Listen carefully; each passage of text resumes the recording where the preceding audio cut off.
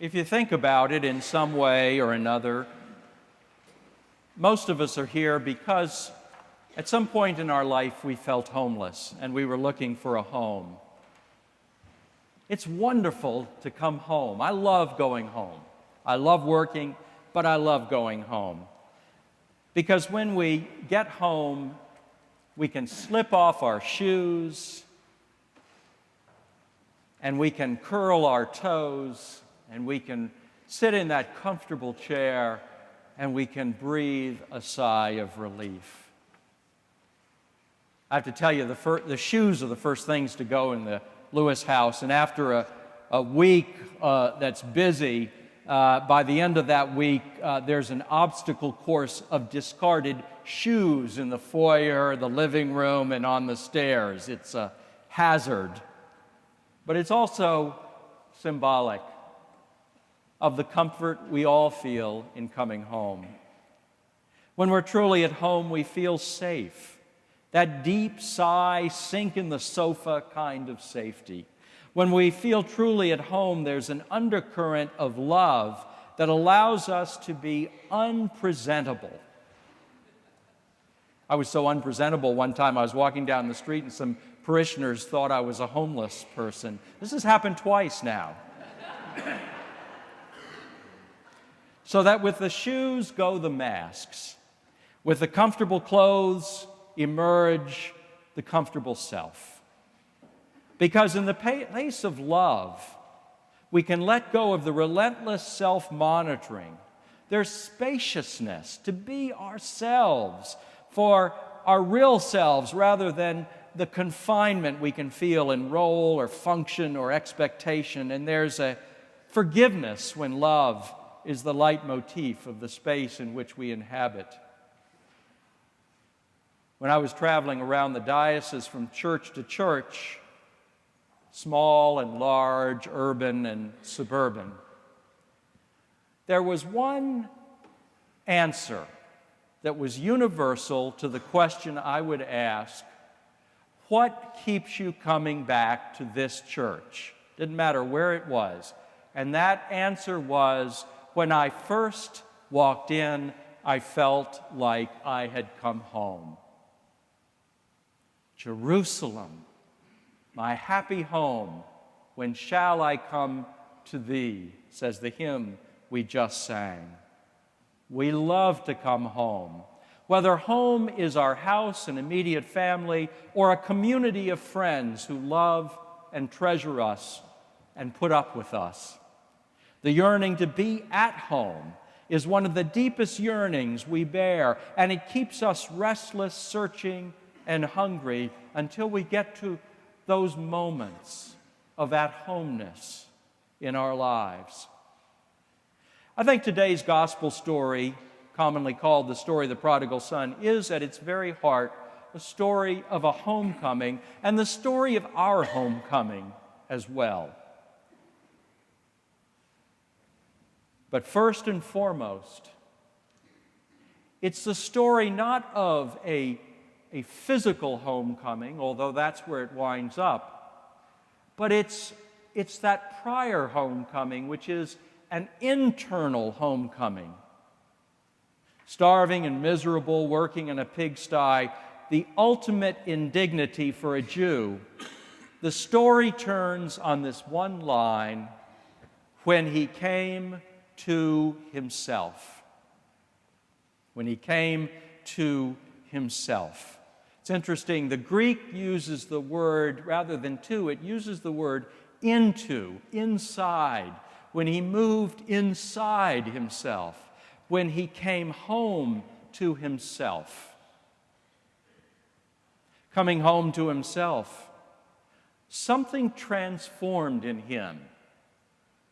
Something transformed in him.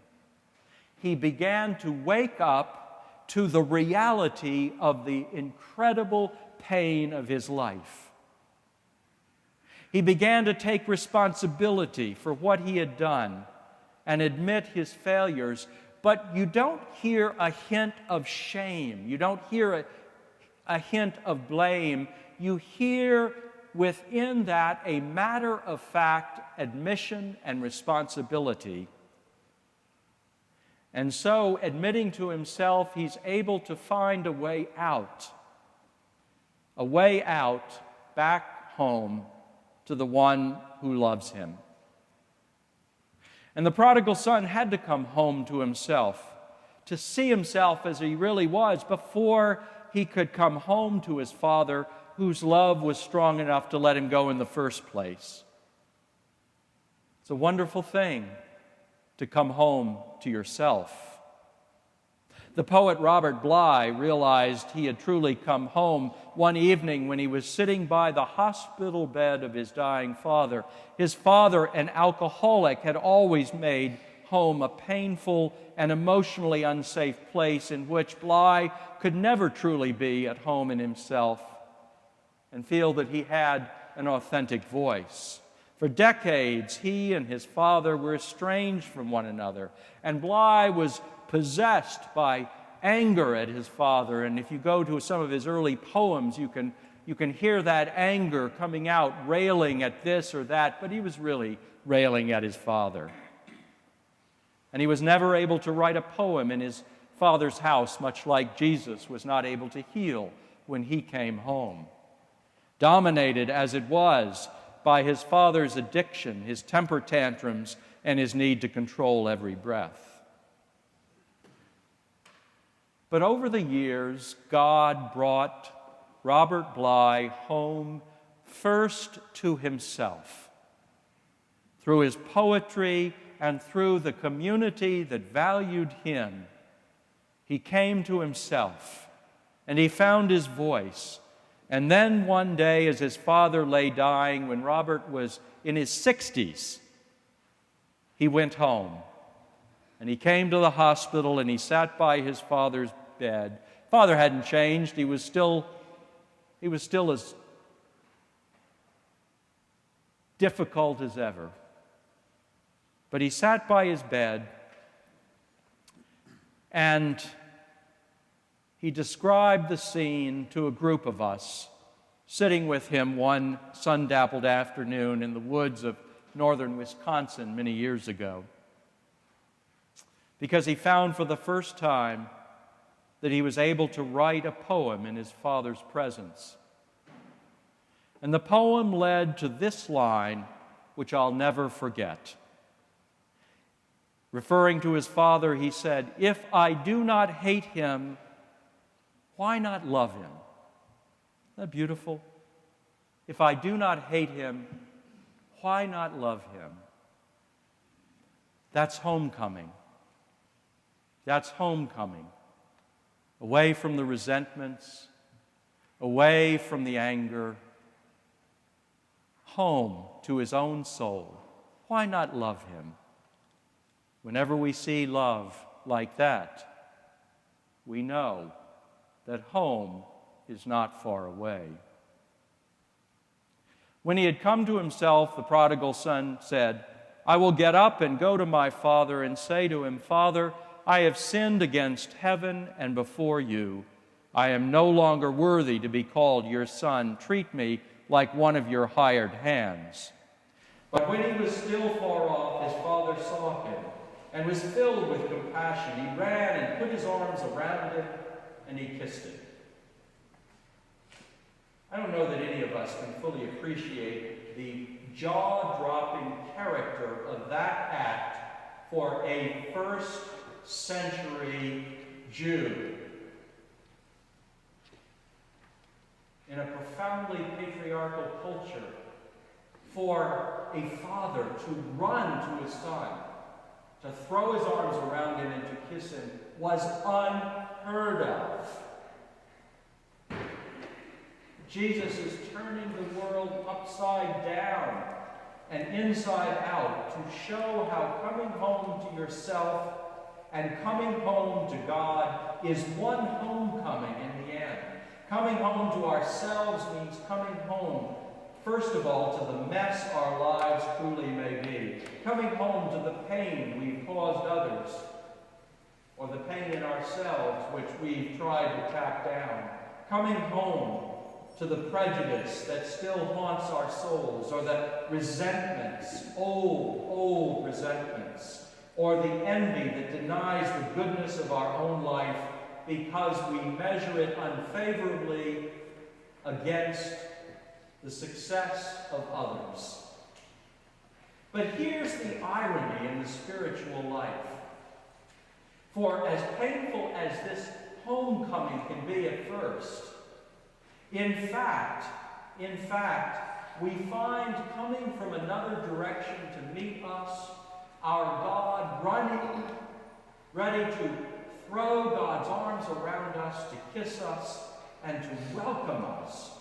God bridging the gap and leading us to a home with a solid foundation and not one that can easily be thrown over by the wind or the rains of our lives. A home, an inner home where we're loved and valued just as we are, without one plea, as the gospel hymn goes. So wherever we are, we find ourselves at home. Whatever we have done, we find ourselves forgiven and forgiven. I want to end today's reading with a poem, and maybe to some of you it will be a non sequitur, but it kept coming to me as symbolic for me of that ultimate homecoming that we all yearn to know. It was written by the writer Alice Walker, who describes in this poem that homecoming that her mother and she experienced at her father's death. Her parents had struggled all their married life. Her father could be abusive and hurtful at times, and she still bore the scars. But with this bit of background, I'm going to read this poem entitled, "Good Night, Willie Lee. I'll see you in the morning." Looking down into my father's dead face, for the last time, my mother said without tears, without smiles, but with civility, "Good night, Willie Lee. I'll see you in the morning." And it was then I knew that the healing of all our wounds is forgiveness that permits a promise of our return at the end.